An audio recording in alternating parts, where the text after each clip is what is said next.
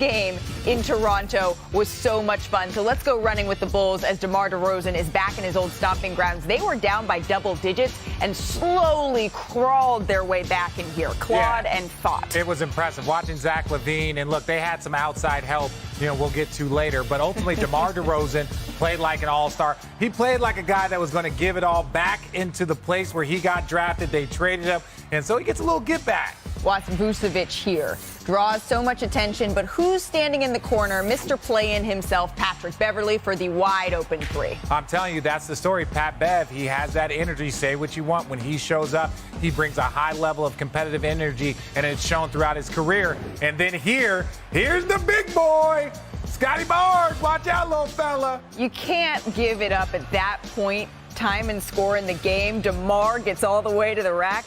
Oh, it was impressive watching them work. But again, this game was so exciting because, yes, the Bulls were coming back. They were doing so many things, but you just felt like Toronto, their energy was like, we're going to fight, but, we're going to make it a good show. I think they took that first punch, and they had nothing left in them after that first punch. So DeMar attacking once again, goes up. This shot would be short, but a foul was called. Let's see that one more time. I'm not sure about this one, Rich. That is definitely not a foul call. That is the right reaction. Watch Pascal Siakam here. Down 3, and that is a foul call. So down 3, Alex Caruso sends Pascal Siakam to the free throw line with a chance to tie it. But you mentioned an unlikely defensive performance. Well, here's DeMar DeRozan's daughter.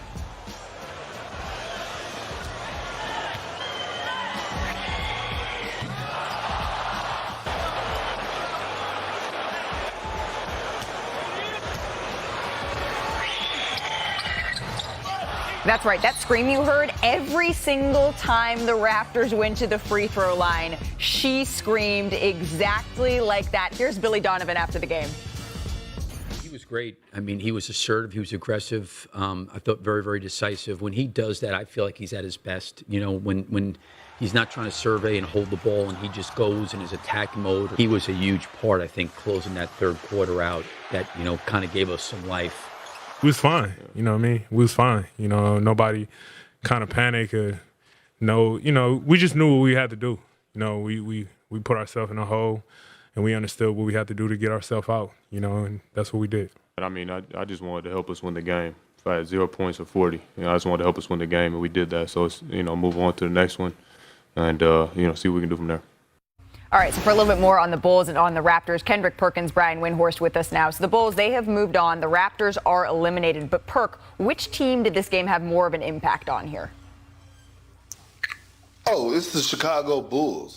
And I want to go all the way back to the trade deadline when we were talking about the Lakers and Kevin Durant and Kyrie Irving.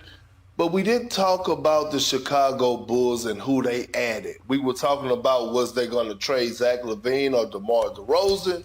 But they simply added Patrick Beverley, a guy that gave their locker room life, a guy that brought togetherness. That's what we saw last night. We saw a team that was down double figures, looked like Toronto had control of the game the entire game, and then all of a sudden, Zach LaVine and DeMar DeRozan went off. And why did they go off? Because you need a guy like Pat Bev to put that key in your back, to put that energy into your team. Hell, Billy Donovan probably loved Pat Bev at this moment because I do. But it just goes to show you, regardless of what the box score says, when you have a guy that brings that type of vibe, energy, leadership to your locker room, it carries over even to your franchise guys. And that was the impressive thing about that game and the Chicago Bulls last night. Well, the Bulls are the first 10 seed to win a game in the play-in tournament since this format in 2021. Which team were you looking at here, Brian? Yeah, I think this is a fitting way for the Raptors season to end because it was just a general disappointment. They were the number 5 seed last year, and the belief was they were going to continue down that path. And now, after a very disappointing season, at home early, they've got all these questions. Nick Nurse did sign a walk back his previous comments today, but he raised the possibility that maybe his tenure is at an end in an interview just 10 or 11 days ago. Then Fred VanVleet headed for free agency, couldn't come to terms on a contract extension.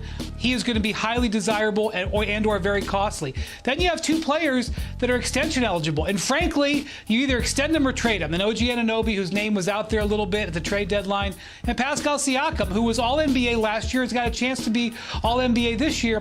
And then you have to address the fact that Scotty Barnes, who was the Rookie of the Year last year, just didn't have a very good season and didn't look like he took a step forward. So there's a lot for the Raptors to handle. Let me just say this.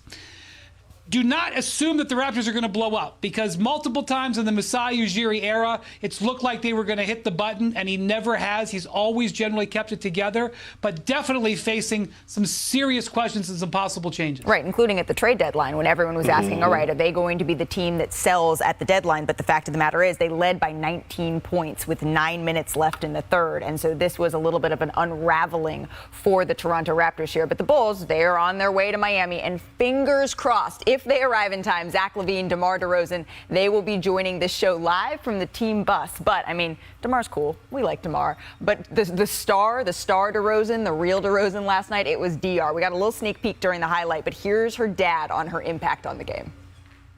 Your daughter, DR, she was making an impact on the free throw line. My daughter called me the other day. She just said, Dad, can I come to the Toronto game? I almost said no because she in school back home.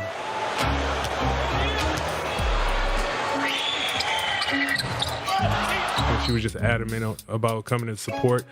And I just said, you can miss one day of school and, come to a game. And I'm glad I did. I owe her some money for sure. Yeah, like bad free throw night, just miss some free throws, especially those 3 at the end or 2 at the end. Super important. I don't know. I just missed them, to be honest. Yeah, at the end of the day, it probably is going to come down to those free throws.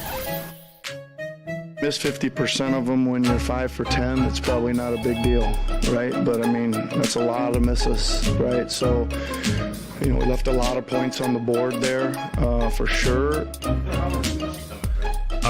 Nah, she got to go back to school. Yeah. So, Richard, what did you shoot from the line in your career? Like 92, 93. No, like 77? Well, that's not playoff. Okay. Playoff final. Okay. So do you Like think you could do it with 50%? That's what the Raptors shot when she was screaming every single time. Oh, yeah. I'm a professional adult, so yeah, I can. That is not true. You're not a professional adult. Oh! She didn't even make you miss that time. That was just Toronto. I'm just giving the kids. Oh, okay. Okay. Oh! You're terrible at this. Oh, okay. Now I'm running for your rebounds. Last time. I'll stop playing around with you guys. There we go. Oh, okay, nothing like that. So if you can make it when she does it, can you make it when Kendrick Perkins? Oh yeah. Word? Come on, man. One of us shot technical free throws in our career. One of us not first, right? Richard? Oh, God, is that hair I see growing on your head? Oh! You do it. I know people in Toronto aren't going to see this in the season, but I want to make sure they get that love. That's it. Can't stand this. Come on, bring me on the gym. So here's the deal. Next up for the Chicago Bulls is not Richard Jefferson. It is the Miami Heat. And Chicago swept the season series against the Heat, winning all 3 meetings. 10 points per game. The Bulls shot over 50% from the field in those games. However, the Heat, they are favored by 5.5 points tomorrow. So for more on this matchup, we welcome in our friend Vince Carter. Hey, Vince. So what are you looking at as who has the edge and the keys in this next matchup? I think, Malika, the Bulls do have the edge because of their defense as well. We talk about LaVine and DeRozan with their offense and how they took over when they were down, 19 points. But their defense also got them back in the game. Alex Caruso, Pat Bev, Williams, those guys were huge. creating deflections, getting steals, getting easy buckets. You see, like Caruso in the passing lane, getting easy buckets, getting them. I mean, that was deflating. You can just see now, once they started getting blocks like that, getting steals, you started seeing shoulders dropping the head. Patrick Beverley in passing lanes, just getting up in guys, just wreaking havoc. And then Zach LaVine gets the ball in transition. DeMar DeRozan gets the ball in transition. Those guys were impossible to stop because they were in rhythm. So the Chicago Bulls defense has traveled to Toronto and got it done, and it will travel to Miami to edge out the Miami Heat. This is going to be an interesting matchup for DeMar DeRozan because he had to go to Toronto to advance, and now he's playing against his former running mate in Toronto, Kyle Lowry, to try to secure that final spot. But we know that the Miami Heat, they have something to avenge a little bit here, especially on the glass. They just were not that great last game, so we'll see how it all goes down. Vince Carter, do not go very far. We still have a lot to get to on our show. We're going to head over to the West because Shea... Look at that Canadian tuxedo over there. I'm actually thinking of wearing a Canadian tuxedo to the game this weekend. Should I do it? No, you should not. No, Now I'm definitely not going unless to. you want to hear me say something. Shea Gilgeous-Alexander.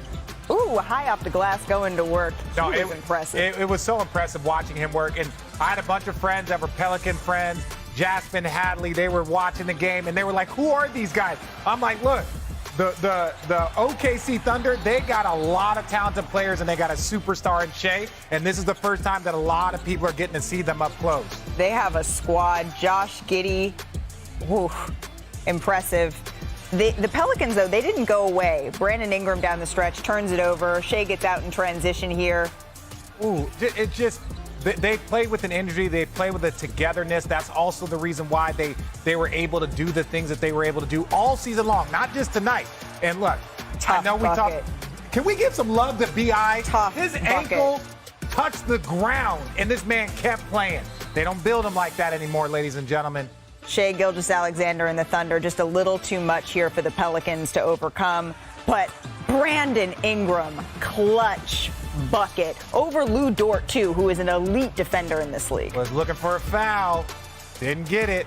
Wouldn't get that call here. And then with an opportunity, down 3, the Pelicans turned it over, and essentially that would be the end of the game and the end of the Pelican seasons. But for SGA and Josh Giddey, they were excellent. After they combined for just 19 points in the first half, they turned it up when it mattered the most. Shea had 25 in the second half. Giddey chipped in 19. Both finished over the 30-point mark. I mean, what an effort from Shea.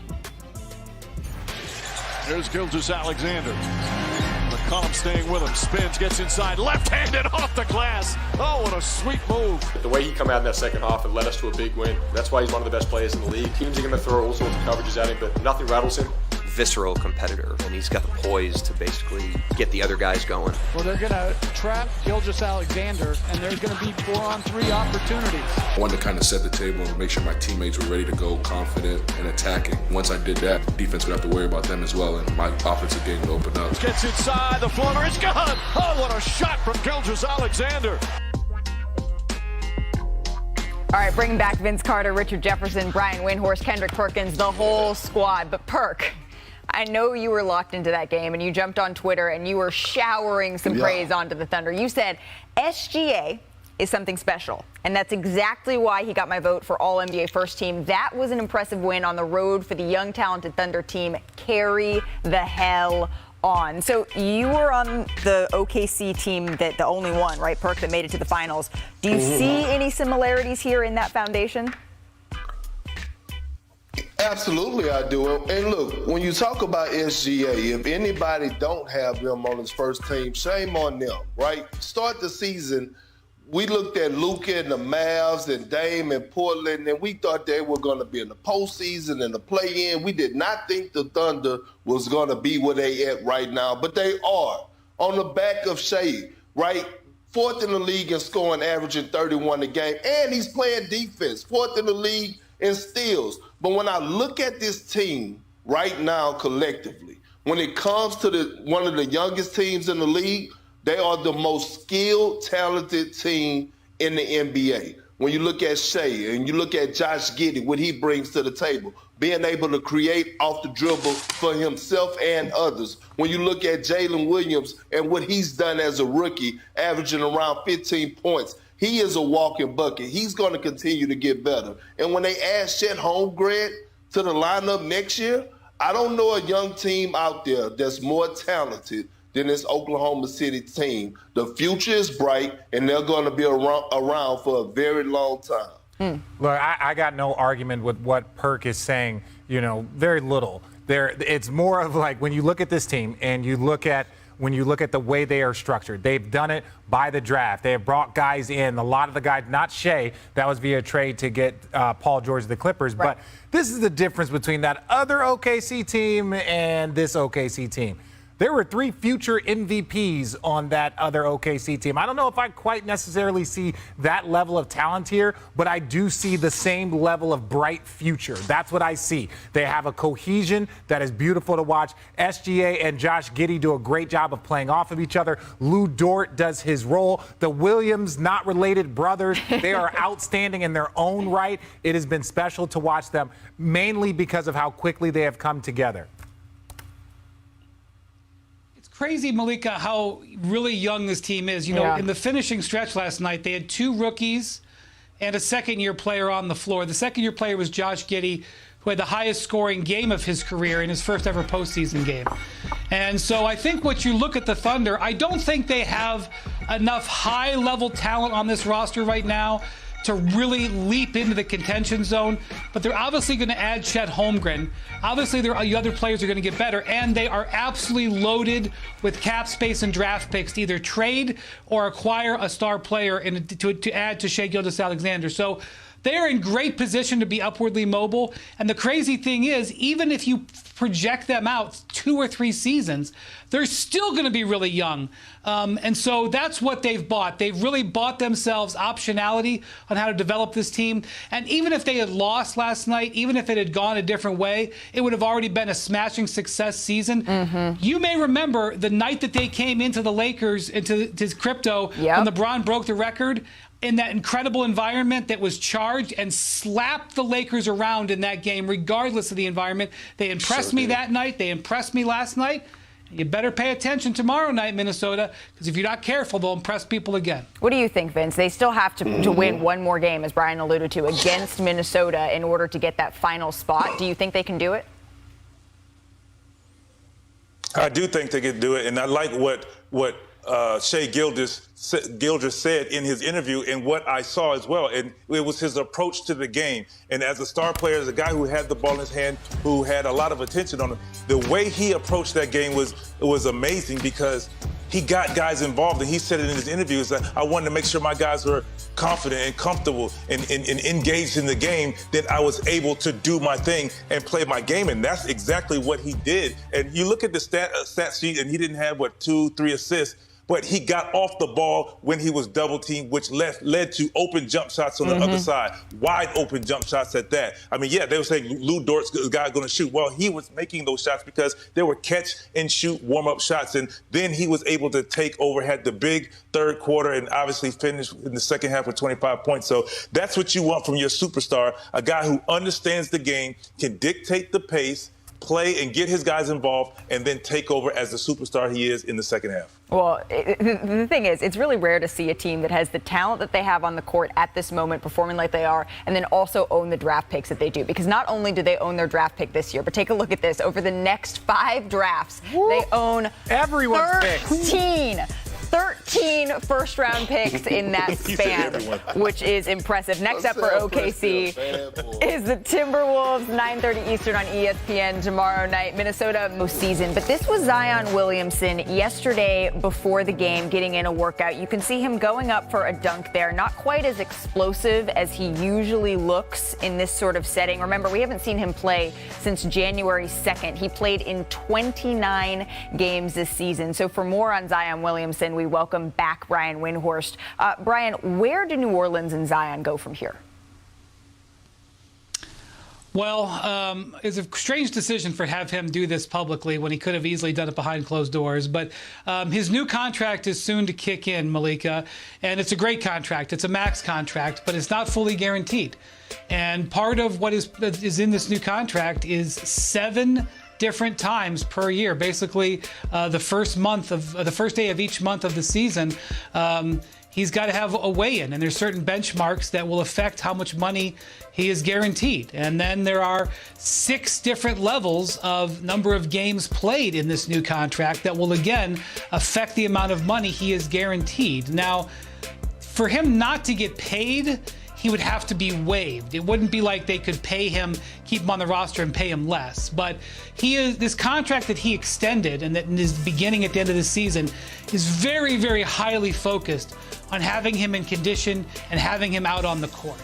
Now, whether or not that'll make a difference, I don't know. But the concept that the Pelicans haven't addressed this is not true. They have addressed it with this contract, which Zion agreed to within 48 hours of the offer coming in last summer. So he knows what the terms are. So once they do get him fully healthy from this hamstring injury, in theory, it will be a different set of rules for Zion, even though he's going to be making a ton more money in doing so. So we heard from Zion Williamson for the first time a couple of days ago, Brian, and he said that it's a total misnomer that he is okay being on the sidelines, that he really misses the game, that he wants to be back out there, that he's doing everything that he can, but he doesn't quite feel like Zion 100%. And I think that fans, they get a little bit confused when he says that, and then they see a dunk like that in pregame warmup. So where do they go in the next couple of months as he's trying to work his way back here?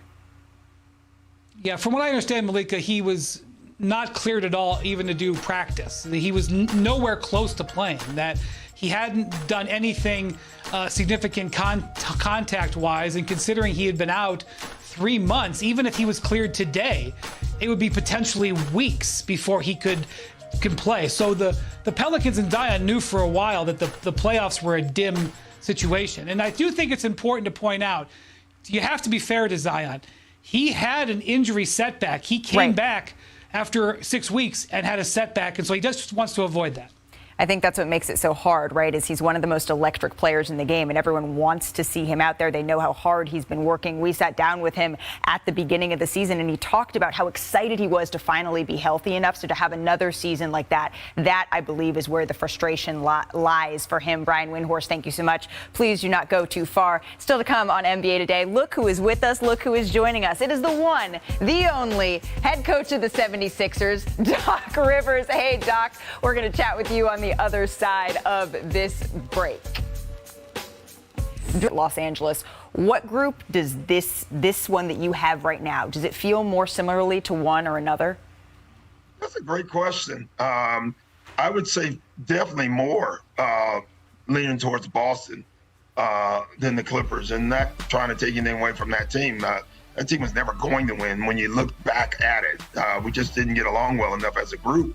And you can't win without cooperation. That's the only way you can win. And obviously better play. But this team is deeper. This team reminds me a lot of Boston. We've added some late pieces to our team, like the Boston team.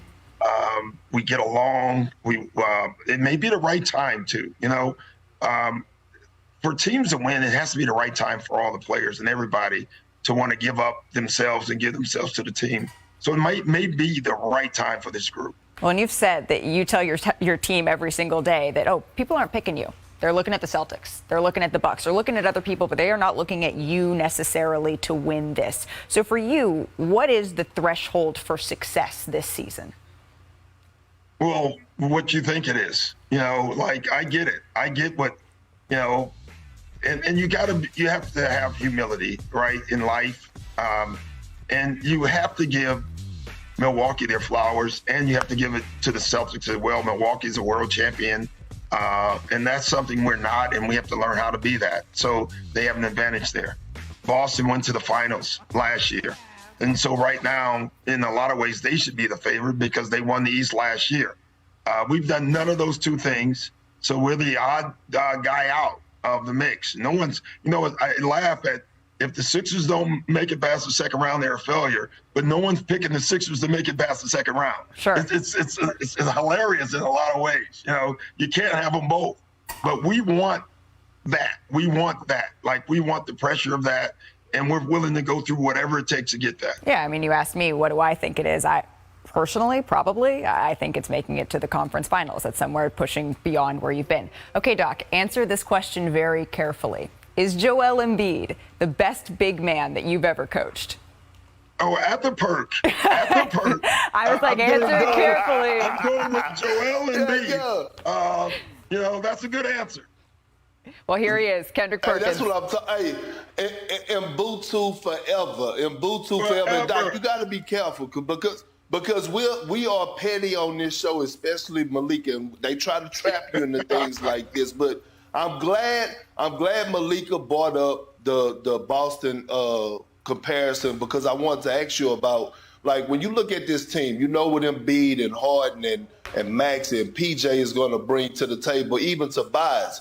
And when I look at the bigs that you have off the bench, you have, you know, Paul Reed, Trez, and Dwayne Dedmon. That's something like Leon Poe, you know, Big Baby, and PJ Brown. But then I'm looking and I'm saying, well, who is the James Posey? And that happens to be Niang, right? And I want to know, because I've watched him. I watched a lot of y'all games, and every single time he's always ready. He done came in off the bench and gave y'all life, knocking down shots, taking charges, bringing tenacity. I just want you to explain to me and the world what he's meant to your team and how valuable he's going to be for us going into the postseason. Yeah, that's a great comparison. You got to be a little bit of an instigator, which Pose was. I mean, Pose was a great instigator. He was the king of the foul after the foul. And you got to be able to speak up to the stars. And you know what I mean there, Perk. Like, it's really important. The one thing, every championship team, they have buy-in. Every single guy has bought in. I will say this team is the first team that I've had since Boston where you know that everybody's bought in. There's no BS. They're bought in. They want to be a team. But George is great because George will tell Joel and James exactly what he thinks. And that sounds nuts, but it's really important. It's really important when you have veteran guys off your bench that are willing to speak up to everybody. What's right is right. And so I think that's been a very important part to our team. And PJ Brown, too. We have two guys that have been in the league. PJ's won a title. You know, he's 40,000 years old. And he tells you what he thinks. And he tells them all what he thinks. And I think that's great for our basketball team. You kind of have to have that balance, all of those pieces. Absolutely. Plus, I love that George Niang's nickname is the minivan. Doc Rivers, thank you so much for spending a little time with us on NBA Today. And if you didn't get enough of Doc Rivers, don't worry. He will be with our friends on PTI a little later. But we have a packed final game of our Saturday quadruple header. We have senior insider Adrian Wojnarowski joining us. Woj, I understand that you have some news concerning one of the coaches out west. That's right, Malika. The first of many postseason awards that we're going to have here starting soon. Mike Brown has been voted the National Basketball Coaches Association Coach of the Year. That's voted on by the 30 NBA coaches. You know, Brown led one of really the most remarkable turnarounds in recent league history, ending that 16-year playoff drought with the Kings. A historically good offense in Sacramento. And, of course, now his reward in the first round of the playoffs is a 3 seed for the Kings. His old team, the defending champion Golden State Warriors, where he spent 6 years, helped as a part of 3 championship teams. But Mike Brown, I think, a fairly overwhelming choice. Each coach could not vote for himself, just picked a winner.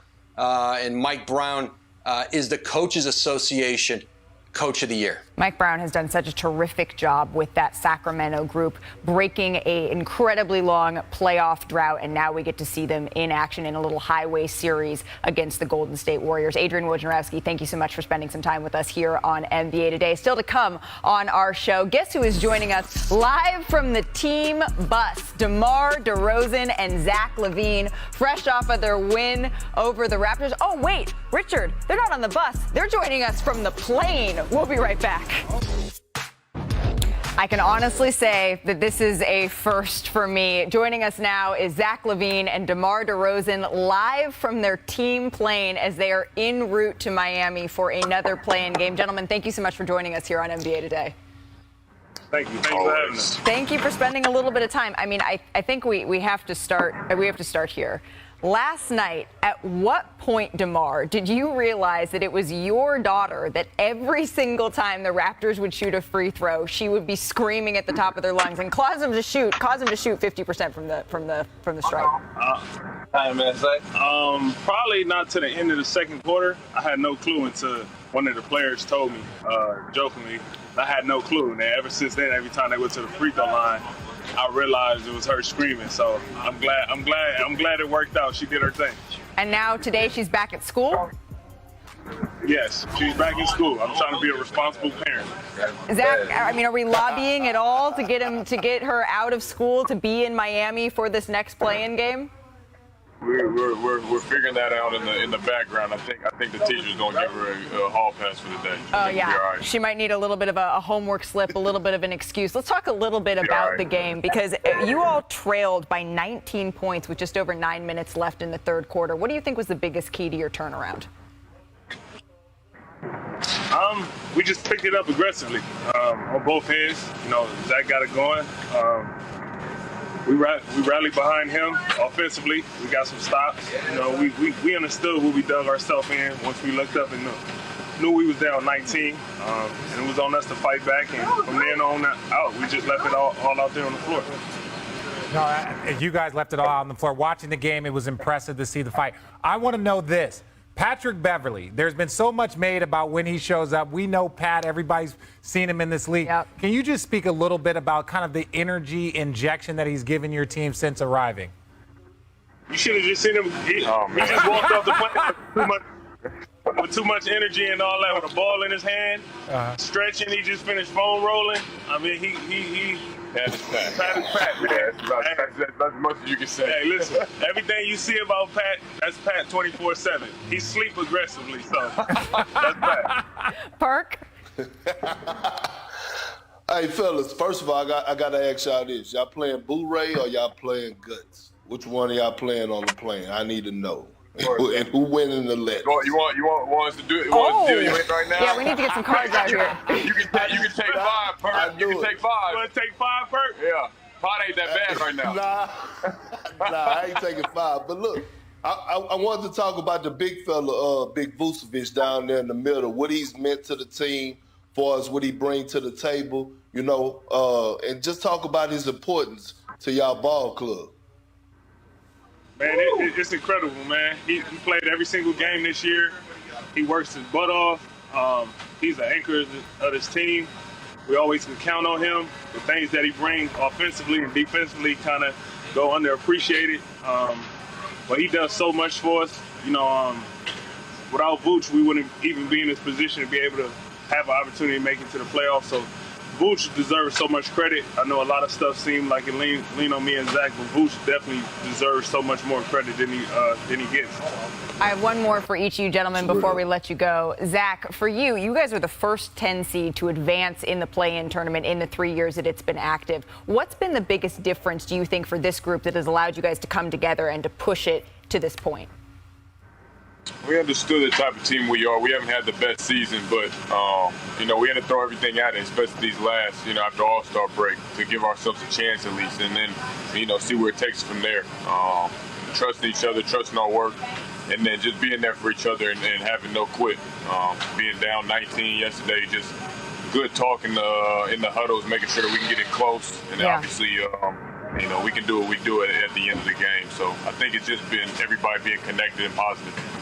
And then, DeMar, for you, not only did you have to go and win in Toronto, but now you're closing it out potentially against your former running mate in Kyle Lowry. What has this been like for you in those 2 chapters?